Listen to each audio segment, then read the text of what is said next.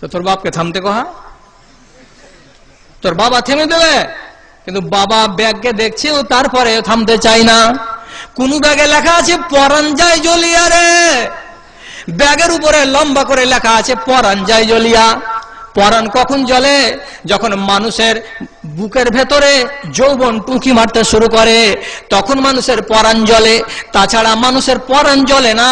তো যে মেয়ে ছেলেটি এমন কথা লিখতে পারে ব্যাগে, আর এমন ব্যাগকে ব্যবহার করতে পারে, তার আখলাক দেখে, তার উঠা বসা দেখে বাপকে জ্ঞান করে নিতে হবে যে আমি চাইছি উচ্চ মাধ্যমিক হোক, কিন্তু তার আগে আমার মেয়ে বিয়ে চাইছে, অতএব একটা ভালো জায়গা দেখে তার বিয়ে লাগিয়ে দিতে হবে। সাবালিকা হতে গেলে ওই মেয়ে ছেলেটাকে নিয়ে ছল চতুরি করা যায় যে নয়। আল্লাহ পাকের নবী পাক জানেন বলছেন ওয়াল আইয়ামু ইজা বালাগাত, যখন তোমার বেটি ভাতিজি সাবালিকা হয়ে যাবে তখন কোথাও না কোথাও তার বিয়ে লাগিয়ে দাও। দেরি করছো, ফল কে পোহাবে? ফল তোমাকেই পোহাতে হবে। কি হচ্ছে? একদিন বেটি পালিয়ে গেল, রোজ বেলা 8টার সময়, সন্ধ্যা 8টার সময় বাড়ি আসে, আজকে আসে না। এখানে ফোন ওখানে ফোন করে করে পেরেশান হয়ে গেলে শেষের বেলায় তখন বুঝা হয়ে গেল যে বেটি আর ঘুরবে না, কোনো কুটুম বাড়ি যায়নি। তখন পাকুড় মফস্বল থানা থেকে ডায়েরি লেখাচ্ছে যে আমার মেয়ে হারিয়ে গেছে, মিসিং ডায়েরি হলো। মেয়ে হারায়? দারোগা বাবু বলছে আরে 18 বছর বয়সের মেয়ে ছেলে কখনো হারাই রে ভাই? হারাই না, হারাই না, এগুলোকে হারা লিখতে হবে না। নবীজি পাক জবানে বলেছেন, একটা সাহাবী বলছে আল্লাহ পাকের রাসূল যদি একটা ছাগল পড়ে পাওয়া যায় তো কি করতে হবে? নবী বললেন এলান করোগা, তারপরে যদি মালিক না আসে তো তোমার হয়ে যাবে। একটা যদি মুরগি পড়ে পাওয়া যায় তো এলান করোগা, মুরগিওয়ালা যদি নিয়ে যায় তো নিয়ে যাবে, আর না যদি নিয়ে যায় তো তোমার হয়ে যাবে।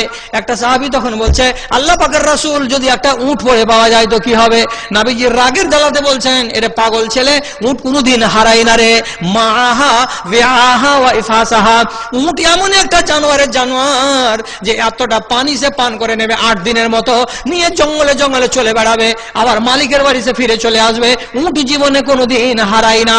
তাহলে জানোয়ার উট যদি না হারায় তো তোমার বেটি আমার বেটি উচ্চ মাধ্যমিক লেখাপড়া করা এত 18 বছর বয়সের একটা বেটি ছেলে কেমন করে হারিয়ে যায়?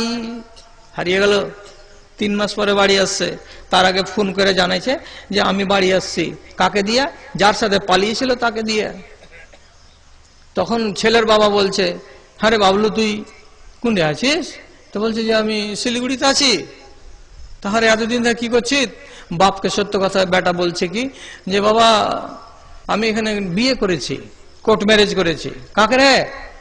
ওই যে ওই উমুক টোলার উমুকের বেটিকে তুই নিয়ে গেছিস নাকি?